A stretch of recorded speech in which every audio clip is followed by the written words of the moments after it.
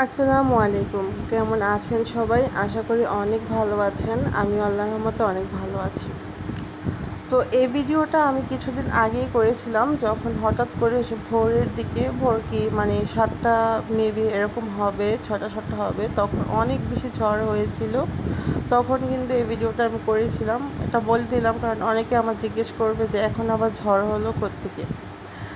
তো এই যে দেখেন কি পরিমাণ ঝড় হয়েছিল, আর আমার বাসার ফ্যানই পুরো নষ্ট হয়ে গিয়েছিল। আম্মুদের সিসি ক্যামেরা ফ্যানগুলোও নষ্ট হয়ে গিয়েছিল। তো এরপরে হচ্ছে একটু কোল্ড কফি বানাবো ভাবলাম। তো আজকে সেই রেসিপিটাই আপনাদের সাথে শেয়ার করব। যেহেতু বানিয়েছিলাম তাই আমি ভাবলাম যে আপনাদের সাথে শেয়ার করি। আপনাদের কাছে ভালো লাগবে, ভালো লাগলে অবশ্যই কমেন্ট করে জানাবেন। আর হচ্ছে মূল ভিডিওতে এখন চলে যাব। তো ফার্স্টে হচ্ছে আমি কিছুটা এখানে তরল দুধ নিয়েছি, দুধটাকে জাল করে ঘন করে নিয়েছি, দেন হচ্ছে এটাকে একটু বরফ ঠান্ডা করে নিয়েছি। আর দেখতেই পাচ্ছেন কিভাবে ঠান্ডা বরফ হয়েছে, আর কিছুটা তরলও রয়েছে, আর দুধটা কতটা ঘন সেটা বুঝতেই পারছেন। তো এখানে হচ্ছে আমি পরিমাণ মতো চিনি দিয়ে দিব। 1 গ্লাস কফির জন্য আমি 1 গ্লাস করে চিনি দিচ্ছি, 1 চামচ করে চিনি দিচ্ছি। তো এটা আপনারা পরিমাণ মতো বুঝে নেবেন। তো এখানে কিন্তু আমি গ্লাস দিয়ে মেপে নিয়েছিলাম দুধটা। তো যতজনের জন্য বানাবো তত গ্লাস আমি দুধ দিয়েছি। আর আপনারা যদি গুঁড়া দুধ দিয়ে বানাতে চান তাহলে কিন্তু পানিটা মেপে দিবেন, দেন গুঁড়া দুধটা ইউজ করবেন। তো এরপরে হচ্ছে চিনি দেওয়ার পর এখানে আমি কিছুটা পরিমাণ 3-4 টেবিল চামচের মতো আমি এখানে গুঁড়া দুধ ইউজ করেছি। দুধটা যত বেশি ঘন হবে কফি খেতে কিন্তু তত বেশি মজা লাগবে। তো এখানে আমি একটা কৌটার মধ্যে কফি ঢেলে নিয়েছিলাম, সেখান থেকে আমি বেশ কিছু পরিমাণ কফি এখানে আমি দিয়ে দিব। তো এই কফিটা আপনারা চাইলে যে কোনো কফি নিতে পারেন, কোনো সমস্যা নেই, তবে এই কফিটা দিলে অনেক বেশি ভালো হয়।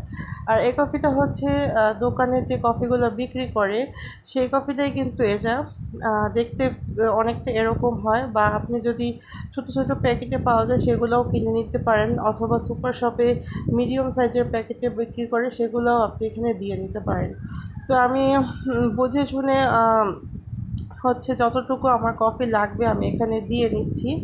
আপনি যদি আমার চ্যানেলে নতুন হয়ে থাকেন অবশ্যই আমার চ্যানেলটি সাবস্ক্রাইব করে দেবেন, পাশে থাকা বেল আইকনটি প্রেস করে দেবেন, যেন নতুন কোনো ভিডিও ছাড়লে সবার আগে আপনার কাছে পৌঁছে যায়। আর ভিডিওর কোনো অংশ যদি ভালো লাগে তাহলে অবশ্যই লাইক কমেন্ট শেয়ার করে দেবেন। তো এখানে হচ্ছে আমি একটা বাটির অর্ধেক পরিমাণ আইসক্রিম ছিল বাটিতে, তো সেখান থেকে এই অর্ধেক আইসক্রিম আমি সবটুকুই দিয়ে দিব। তাহলেও কিন্তু কোল্ড কফিটা অনেক বেশি মজার হয়ে থাকবে। আর এই আইসক্রিম তুলতে গিয়ে দেখেন আমি আইসক্রিম এখানে দিব কি অনেকখানি খেয়ে ফেলছিলাম, মনে হয় যে খেয়ে ফেলি এরকমই লাগে। আর আমি যে আইসক্রিম লাভার, আই হোপ এতদিনে সবাই বুঝে গিয়েছেন, কারণ আমার অনেক ভিডিওতে কিন্তু আমি এটা শেয়ার করেছি। তো সব কিছু একটা হাঁড়ির মধ্যে আমি একসাথে মিক্স করে নিলাম, একটু ভালো করে মিক্স করে নিলাম। দেখা যায় ব্লেন্ডারের জগে তো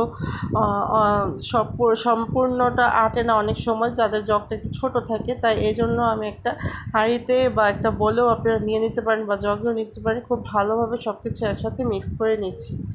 দেন হচ্ছে আমি একটা ব্লেন্ডার জাগে এটা ব্লেন্ড করে নিব। তো এই কফিটা কিন্তু আমি আমার মামার বাসায় যখন গিয়েছিলাম ওদেরকে তখন বানিয়ে খেয়েছিলাম। এই ভিডিওটা কিন্তু তখনকারই। তো ওরা একদিন আমি বানিয়েছিলাম, এরপরে ওরা রিকোয়েস্ট করেছিল আরেকদিন যেন ওদেরকে বানিয়ে দিই। তো এটা যেদিন আমি চলে আসবো সেই দিন দুপুরে হচ্ছে কফিটা বানাচ্ছিলাম। তো এরপরে দেখেন এই যে আমি এখানে কফিটা পুরোটা জগে ঢেলে দিলাম এবং এখানে ব্লেন্ড করে নিচ্ছি। তো আলহামদুলিল্লাহ কত সুন্দর করে ব্লেন্ড হয়েছে এবং ফোমিং হয়েছে, আপনারা দেখেই বুঝতে পারছেন। তো এখানে আমি কিছু 2টা জগ নিয়েছিলাম, এখানে আমি ঢেলে নিচ্ছি।